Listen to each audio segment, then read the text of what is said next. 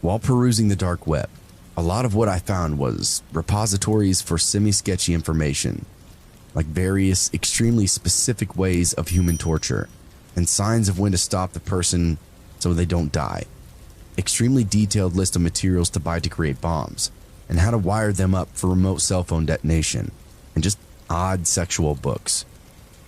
Each was its own topic of repository, like one for torture, one for explosives, one for sex.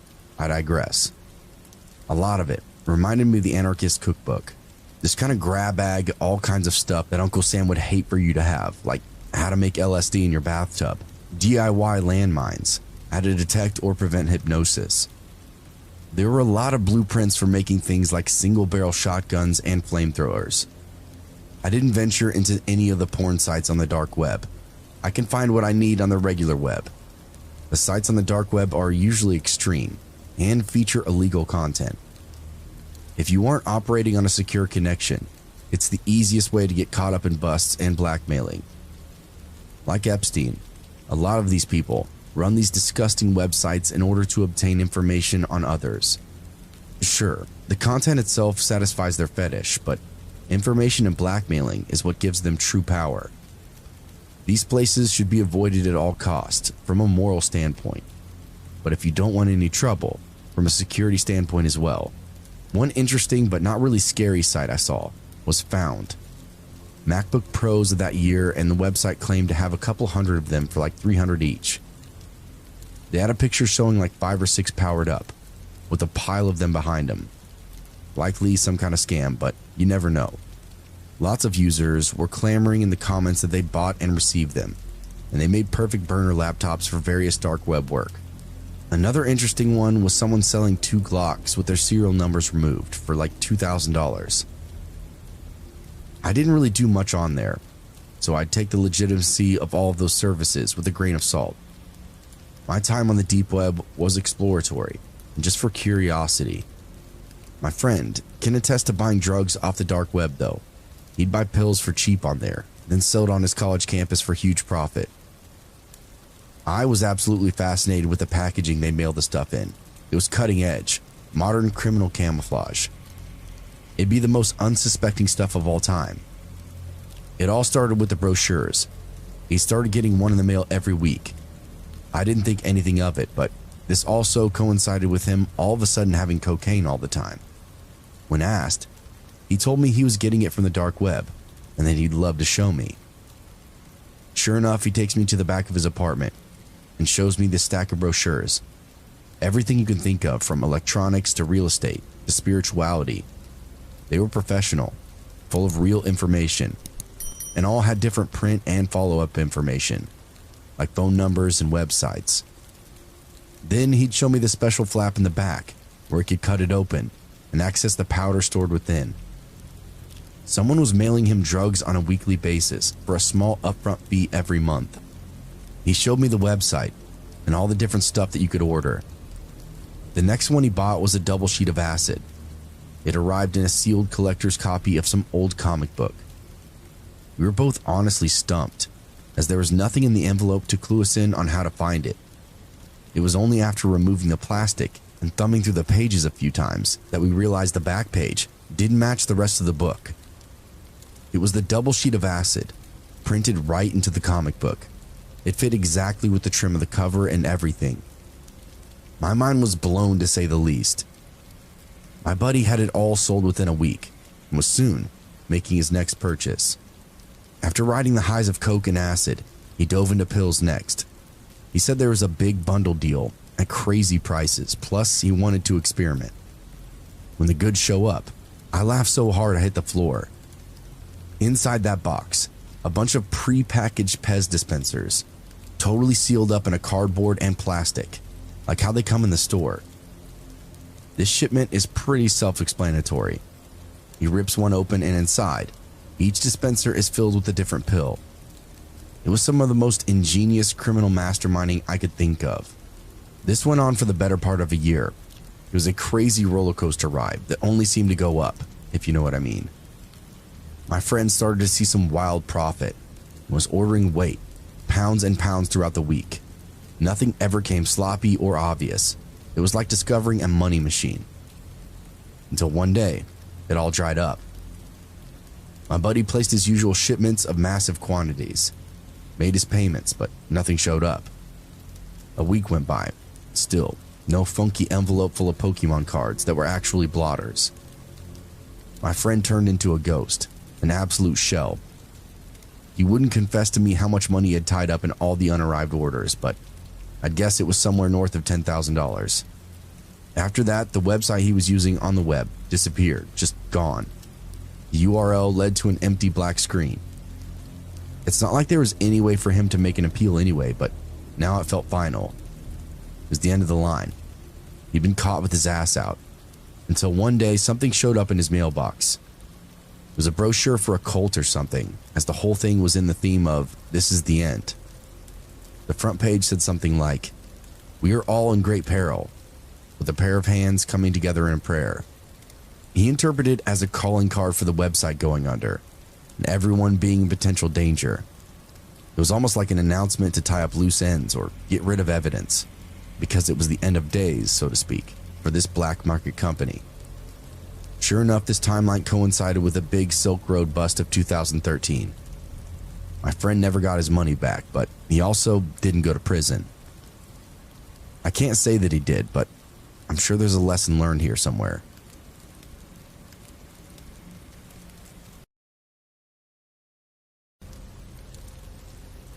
I think this was in 2012, or whenever the Silk Road was at its peak.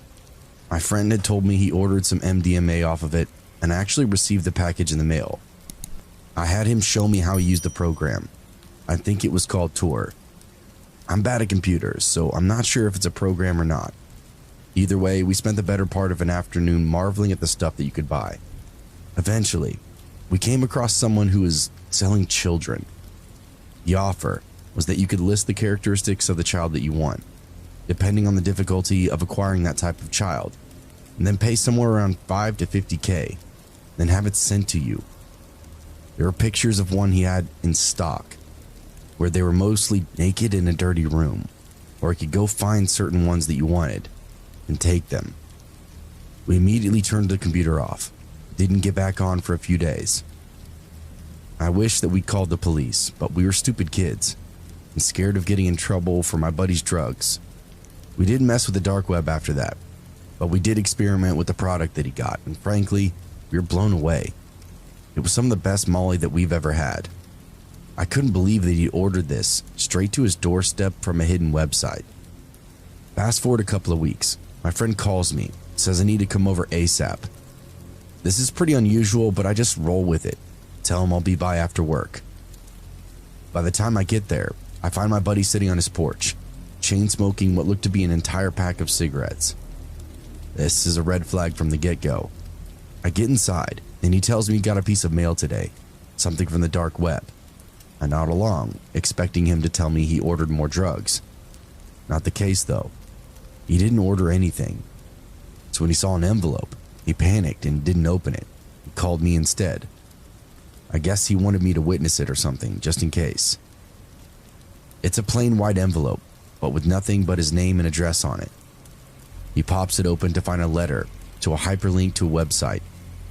The letter says something along the lines of, "We made a mistake viewing the child selling site, and now we're involved in the bigger picture."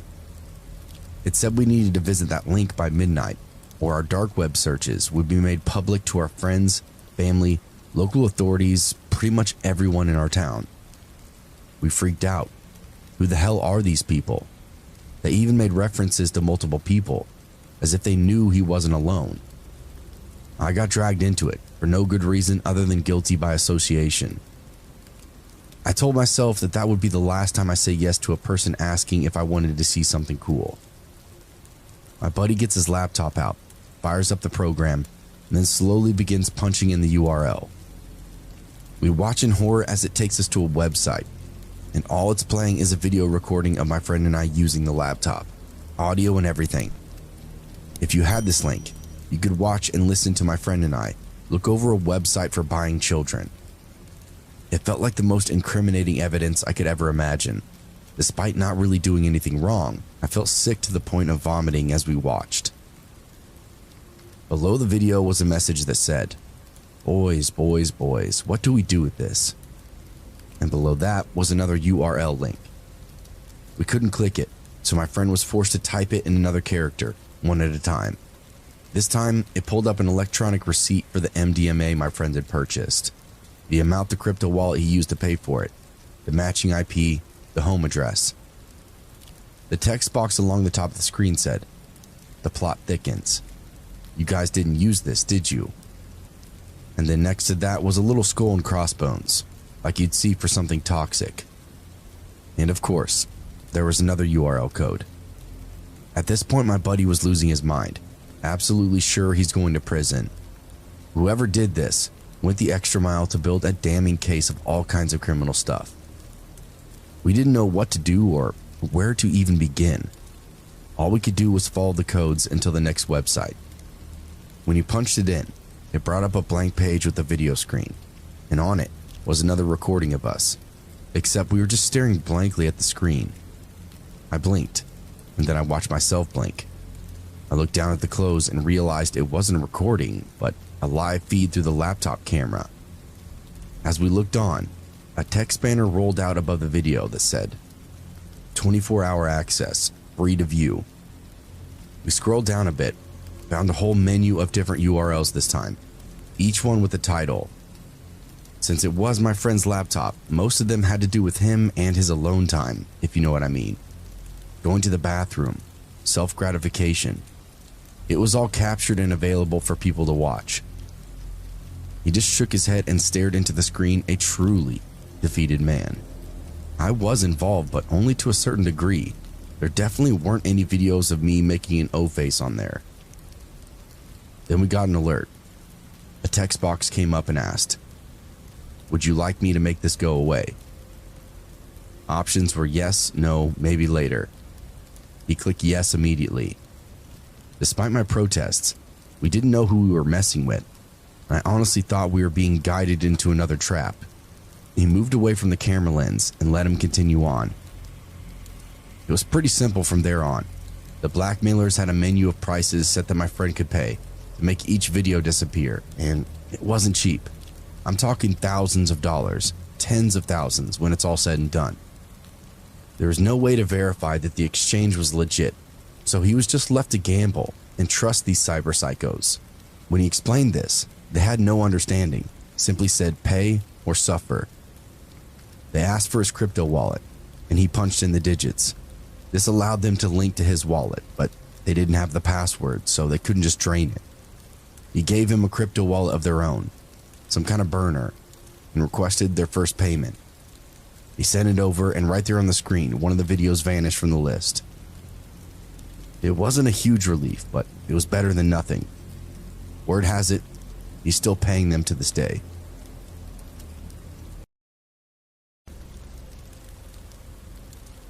This is from way back, when Silk Road 1 was still going strong. I was looking for a certain substance, but couldn't find it in my part of the world for a decent price. This was really frustrating because it had been plentiful and easy to find in the past, but for whatever reason, things were dry and people were starting to look to alternatives. I was told about Tor and the Onion Rotary and how to access the Silk Road. For anyone that doesn't know what I'm talking about, Tor is like Google Chrome for the dark web. It's the program that you need to access the unique web page URLs that only have those websites. Silk Road was a dark web marketplace where you could buy and sell literally anything to one another. You had to use Bitcoin, and you had to trust a backwater system to get you what you paid for. The whole experience is totally surreal to look back on, but probably one of the coolest aspects in the early 2000s. Tor was called the Onion Rotary because it randomized your IP with every click of the mouse. So 1 minute it might say you were in Vermont, the next you were in Peru, and then Helsinki. You get the picture. It's an untraceable system, unless, of course, you underestimate the means of the system and can trace people, but that's a whole nother discussion entirely. So I got Tor, and I got onto the dark web. I found myself on Silk Road. All seemed to be pretty straightforward, so I just made my post like I would on Craigslist or any other messaging board. "Hi, looking for mushrooms, please respond." was pretty much the gist of it. It felt sketchy and stupid, but out of options, I gave it a whirl. When I checked the next morning, I hadn't received any messages, and I pretty much wrote it off. The hell was I thinking anyway? But after a few days, someone did respond. They had an offer and requested to message me, which I accepted. We parlayed the details. Suddenly, I found myself agreeing to send the stranger around $800. This was way more than I originally planned on spending, but for whatever reason, I found the person I was talking to charming. Drug dealers seem to have that effect on me, so that's how I knew this guy was legit. I only had $200 set aside for the purchase, so the additional $600 was biting into my rent and bill money. I had to convert all of it into Bitcoin, then ship it off to a random wallet address. Honestly, the whole thing felt pretty high-tech and cool at the time. After payment, the guy agreed to ship me 1 ounce of mushrooms per week for 6 weeks. The delayed nature of it kept it safer, more secure, and would allow me to make more sales over time. It all made sense in my head. Lo and behold, the delivery never arrives. 2 weeks goes by, nothing, and the guy's account vanishes from my contact history. That charm I felt, it was that of a scam artist. I just couldn't tell the difference through a computer screen. I felt stupid, as there was nothing I could do, but the real problem was, I was planning on selling that first shipment to cover the rent money I'd spent. I wouldn't be able to cover my ass in 2 weeks when the first of the month came. I had all kinds of problems to deal with in real life now, so I did the one thing that I could do to get revenge on the dark web. I left that guy a bad review on the Silk Road forum. I said he scammed me, had probably scammed many others, and then not to give him any money. Do not conduct business of any kind with this guy. He will definitely steal your money. After that, I did my best to forget and just start hustling to get the bills covered. It's grueling, but I did find some side gigs and start filling up the coffers before the next month. I come home one day and I just want to relax, veg out on the computer for a little bit. I remember that whole dark web ordeal and decide to go take a look at my Silk Road post. And that's when I see I have a new message. It went along like this. Hello, I'm a reputable vendor here on Silk Road. I saw your post this morning about the scam artist user. I had an exchange with him a few days ago, wherein he also tried to scam me, so I'm taking actions against him. I've used one of my alternative accounts to sell him several ounces of MDMA. He's already paid for the product, and what I put in the mail was a 1/4 pound of sweet sugar crystals and a sticky note with a frowny face, with his full name written on it. Is there anything else you'd like this user to suffer?